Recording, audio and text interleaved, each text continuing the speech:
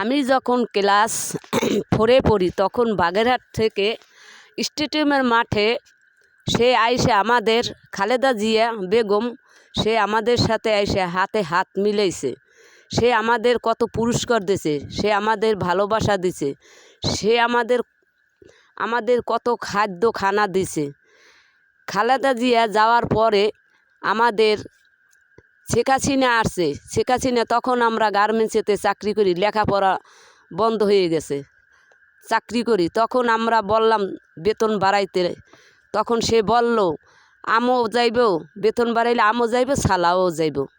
তখন গার্মেন্টসে আন্দোলন শুরু করে দিল, আমরা শ্রমিকের আন্দোলন শুরু করে দিলাম। খালেদা জিয়া যেরূপ ছাত্র ছাত্রীরে ভালোবাসছে, গার্মেন্টসের শ্রমিকরে ভালোবাসছে, এডুক শেখ হাসিনা কখনো ভালোবাসে নাই। শেখ হাসিনা ছেলে মেয়েদের নিয়ে নিয়ে মারছে। আর খালেদা জি আমাদের সাথে হাতে হাত মিলেছে। তাকে ভোট দেবো না, ভোট দেবো কাকে? নৌকাকে? তাকে ভোট দেবো না, ভোট দেবো কাকে? জামাত ইসলামকে?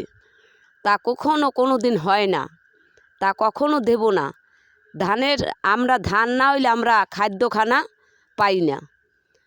এবং আমাদের গ্রামে চেয়ারম্যান মেম্বার, আমি অসহায় পড়ে গেছি, আমাদের চেয়ারম্যান মেম্বারে আমারে এক মুঠ চাউল দিয়েও সাহায্য করে না। অর্থাৎ আমি গার্মেন্টসে দুঃখে দুঃখে কষ্টে কষ্টে জীবন কাটাইছি, গার্মেন্টসে চাকরি করছি। অর্থাৎ আমার একটা ছেলে মারা গেছে 1 বছর 9 মাসে পানিতে পড়ে। আমি রিজেন দিয়ে তখন আসছি, বাড়ির চেয়ারম্যান মেম্বারেরা আমারে এক মুঠ চাউল বা এক মুঠ ঢাল দিয়ে সাহায্য করে না।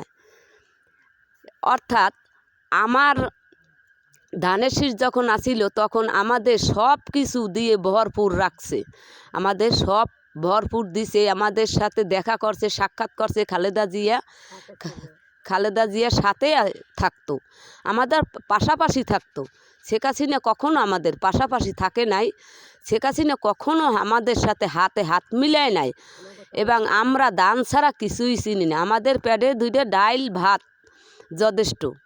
আমরা ভোট দিব ধানের শীষে, সবাই ধানের শীষে ভোট দেবেন। আমাদের তারেক ভাইয়ের চরিত্র ফুলের মতন পবিত্র।